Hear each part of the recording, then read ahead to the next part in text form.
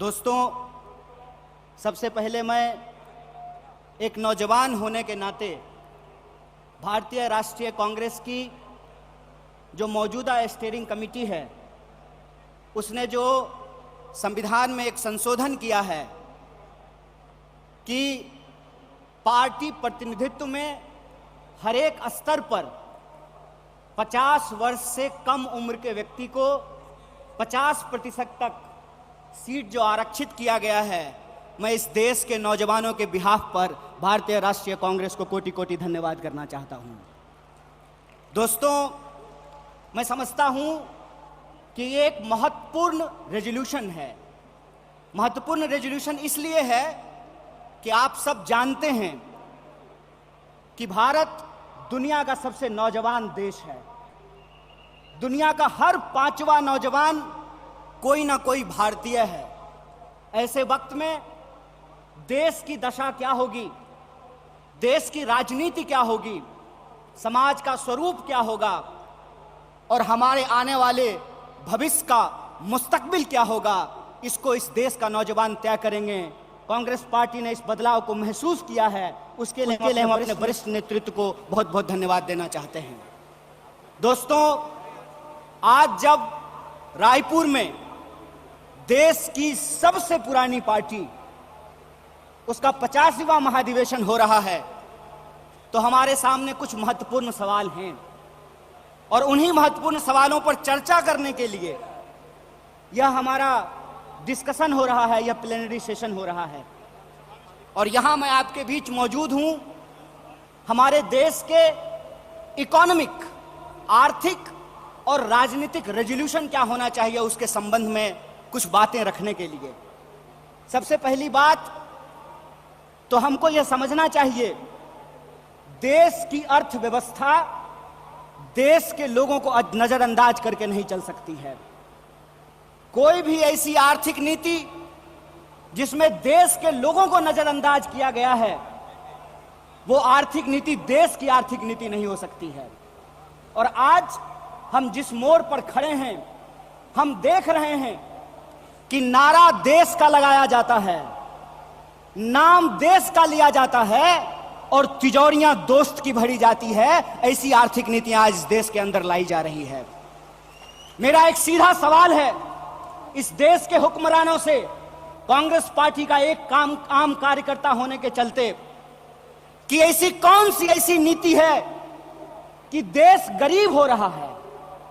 हमारा आर्थिक आंकड़ा हमको बताता है कि देश में सबसे ज्यादा बेरोजगारी है आज के वक्त में। कोई ऐसा सेक्टर नहीं है जहां बेरोजगारी सर चढ़ करके बोल नहीं रही है। आप तमाम सर्वे उठा करके देख लीजिए, लगातार अमीर और गरीब की खाई बढ़ती जा रही है। इस देश के संसाधनों पर मुट्ठी भर लोगों का कब्जा होता जा रहा है। वैसी परिस्थिति में जो देश की संकल्पना है, जिसको महात्मा गांधी ने देखा है, जिसको मौलाना अबुल कलाम आजाद ने देखा है, जिसको सुभाष चंद्र बोस ने देखा है, जिसको श्रीमती इंदिरा गांधी ने देखा, जिसको स्वर्गीय राजीव गांधी ने देखा, जिसको इस देश की संविधान ने इस रूप में वर्णित किया है कि देश देश के लोगों से बनता है। जब देश देश के लोगों से बनता है तो आप मुझे बताइए कि देश कैसे गरीब हो रहा है और देश के 2-4 पूंजीपति कैसे अमीर हो रहे हैं। यह कौन सी ऐसी जादू की छड़ी है जो मौजूदा सरकार चला रही है। आप मुझे बताइए कि आम लोगों की आमदनी घटती जा रही है और देश के 1-2 पूंजीपति दुनिया के अमीरों की सूची में जाकर के शुमार हो जाते हैं। मैं यहां यह बात स्पष्ट कर देना चाहता हूं, हमारी पार्टी अमीरों के खिलाफ नहीं है, हमारी पार्टी पूंजीपतियों के खिलाफ नहीं है, हमारी पार्टी उद्योग धंधों के खिलाफ नहीं है, हमारी पार्टी उद्योगपतियों के खिलाफ नहीं है।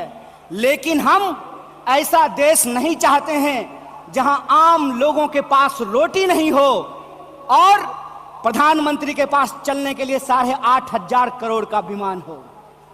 हम ऐसा देश नहीं चाहते हैं कि इस देश के आम लोगों के हाथ में शिक्षा नहीं हो, कलम नहीं हो, स्लेट नहीं हो, कंप्यूटर नहीं हो, मोबाइल नहीं हो और इस देश की जो सरकारी संपत्तियां हैं, बीएसएनएल, बीएसएनएल के बारे में क्या कहा गया?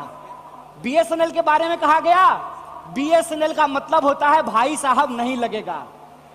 अरे भाई साहब नहीं लगेगा तो आप मुझे बताइए कि जियो धन धनाधन कैसे करेगा? यह सवाल आज इस देश के सामने खड़ा है। सरकार क्या करेगी?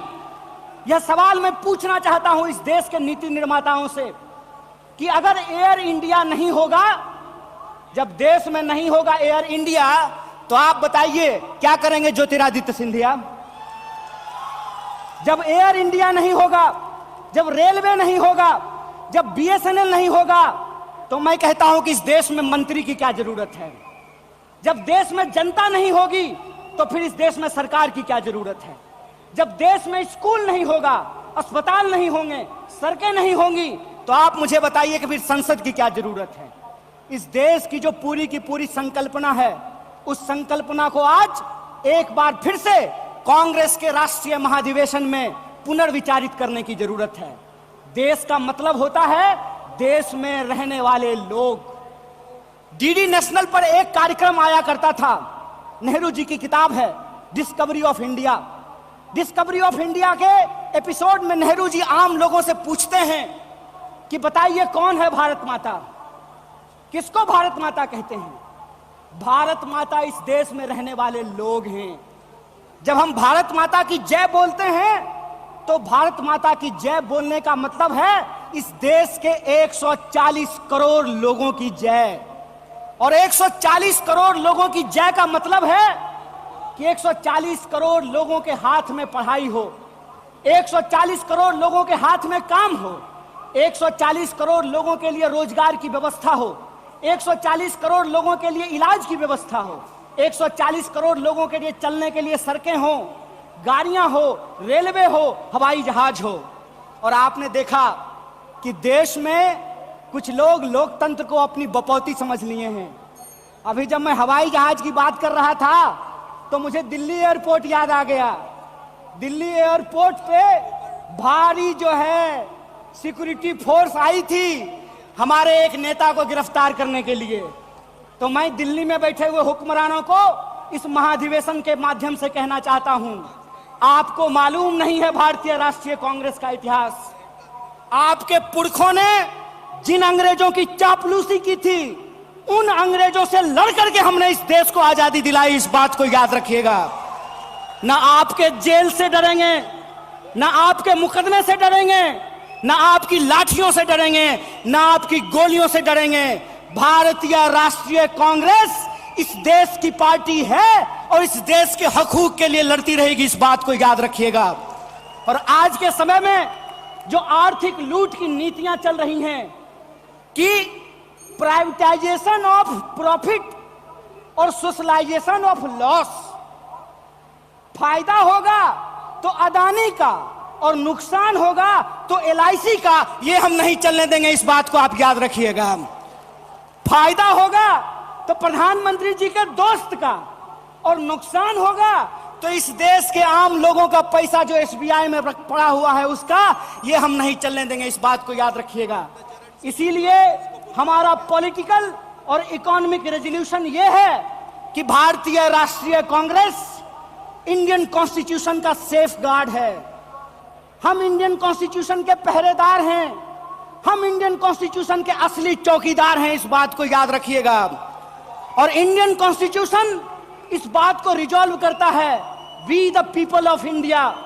और यह जो we the people of India है, इसमें इस देश में रहने वाले वो तमाम लोग, चाहे हिंदू हो, मुसलमान हो, सिख हो, ईसाई हो, जैन हो, पारसी हो, बुद्धिस्ट हो या वैसे भी लोग जो किसी धर्म को नहीं मानते हैं, वो सब भारत के लोग हैं। और उनके हकूक के लिए, उनके अधिकार के लिए, कल्याणकारी राज्य की अवधारणा को बचाए रखने के लिए भारतीय राष्ट्रीय कांग्रेस संघर्ष करेगी।